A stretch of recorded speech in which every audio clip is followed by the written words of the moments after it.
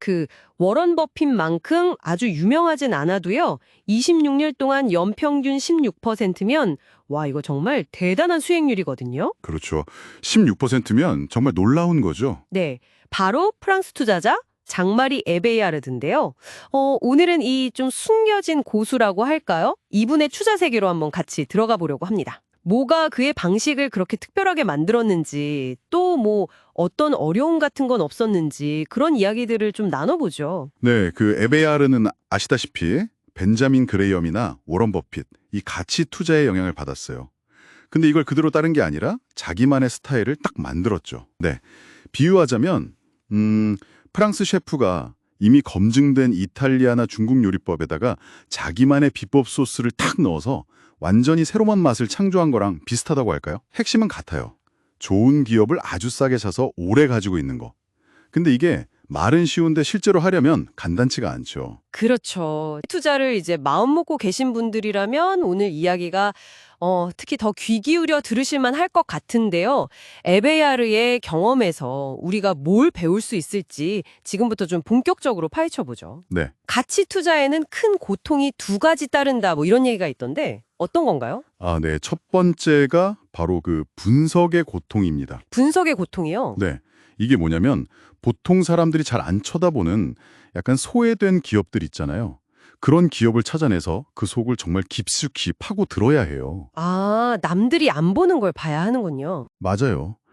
그냥 재무제표 숫자만 보는 게 아니라 이 회사가 뭘로 돈을 버는지, 경쟁자는 어떤지, 이런 사업의 본질까지 다 꿰뚫어야 하죠. 이게 보통 시장 분위기랑은 좀 반대로 가야 하니까 상당한 노력하고 또 용기도 필요해요. 꼭 물살을 거슬러서 헤엄치는 느낌.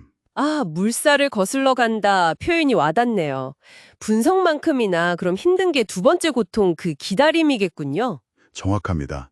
기다림의 고통. 최소 5년은 봐야 한다고 하고 또 싸다고 샀는데 가격이 더 내려가는 경우도 뭐 흔하다고 하더라고요. 심지어 IT 뽑을 때는 고객의 70%가 떠나기까지 했다면서요. 그 압박감이 어땠을까요, 정말? 상상하기 힘들죠. 엄청난 시련이었을 겁니다. 근데 여기서 에베야르의 뚝심이 드러나는데 고객 자산의 70%를 잃느니 차라리 고객 70%를 잃는 게 낫다. 이런 신념을 지켰다고 해요. 고객 돈을 지키는 게 먼저다. 대단한데요. 이게 참 가치 투자가 방법은 알겠는데 실천하기 어려운 꼭 다이어트 같다고 하잖아요. 원칙을 아는 거랑 지키는 건 다른 문제인 거죠. 그러게요. 그렇게 힘든 길이라면 뭔가 실수를 줄이고 원칙을 지킬 만한 안전장치 같은 게 꼭 필요할 것 같은데요. 바로 그겁니다. 그래서 에베이아르 투자에서 안전마진하고 분산 투자가 핵심적인 역할을 해요. 안전마진은 기업의 진짜 가치, 그러니까 내재 가치보다 훨씬 싼 가격의 주식을 사는 거예요. 예를 들면 한 40% 정도 할인된 가격. 그래야 혹시 예상 못한 나쁜 일이 터져도 손실폭을 좀 줄일 수 있는 일종의 완충제 역할을 하는 거죠. 그럼 분산 투자는요? 이건 어떻게 한 건가요? 우리가 보통 생각하는 분산 투자보다 훨씬 더 철저해요. 100개 이상 종목에 투자를 하고요. 100개요? 그렇게 많이요? 네. 그것도 한 나라에 몰아서 하는 게 아니라 전 세계적으로. 미국, 유럽, 아시아, 한국도 포함해서요. 지역적으로도 아주 넓게 분산하는 거죠. 그래서 분산은 안전마진의 친구다 이렇게 말할 수 있어요. 계란을 한 바구니 말고 100개 바구니에 나눠 담아서 혹시 몇 개가 깨져도 전체적으로는 큰 문제가 없게끔 하는 거죠. 전 세계적으로 싼 주식을 찾는다는 게 참 흥미로운데 단순히 싸다고만 해서 다 사는 건 아닐 거 아니에요. 혹시 어떤 국가나 지역을 고르는 특별한 기준 같은 게 있었을까요?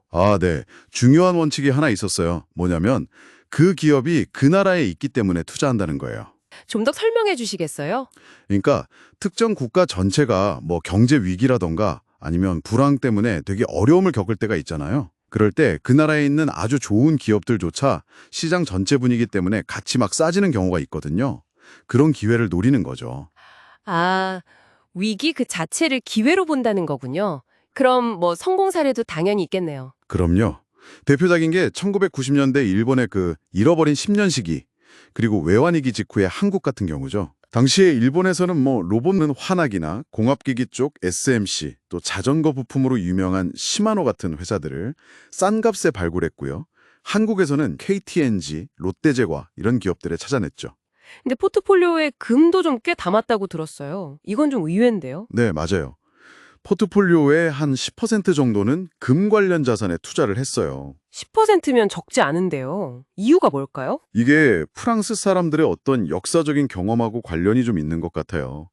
전쟁이나 아주 극심한 인플레이션 같은 진짜 위기 상황에서는 결국 금이 최고의 보루다, 뭐 이런 인식이 강하거든요. 일종의 궁극적인 보험 같은 거죠. 결국 이런 원칙들을 지키려면 정말 엄청난 뚝심이 필요한 것 같아요. 특히 아까 말씀하신 IT 버블 때처럼 시장 전체가 막 압력을 가할 때 버티려면요. 그렇습니다. 그게 제일 중요해요. 펀드 매니저로서 그냥 고객들이 듣고 싶어하는 말을 하는 게 아니라 자기 철학을 딱 지키면서 장기적으로 봤을 때 고객 돈을 잃지 않게 하겠다. 이 신념이 있어야 하는 거죠. 네. IT 버블 때 고객들이 왜 우리는 기술주 안 사냐고 엄청 비난했었대요. 근데 에베이아르는 너무 비싸다는 이유 하나로 원칙을 지켰고 결국 시간이 지나서 그게 옳았다는 게 증명됐죠. 아, 결국 시간이 증명해 줬군요. 네. 그 과정에서 오는 고통을 견뎌내야 하고 기다릴 줄 아는 인내심, 그리고 남들과 다른 길을 갈 용기가 꼭 필요하다. 뭐 이렇게 정리할 수 있겠네요. 특히 이제 막 투자를 시작하시거나 고민하시는 30대, 40대 여러분께 좀 현실적인 조언을 드리자면요. 남들 말만 듣기 말고 직접 기업의 재무 상태 같은 걸 좀 공부하면서 투자하셔야 해요. 유행 따라가거나 누가 좋다고 해서 그냥 사지 마시고요.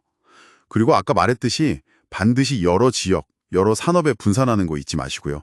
그리고 단기 대박을 노린다거나 부채가 너무 많은 경기 민감주 같은 건 좀 가급적 피하시는 게 좋습니다. 결국 가치 투자는 옳은 길이지만 결국 쉬운 길은 아니다.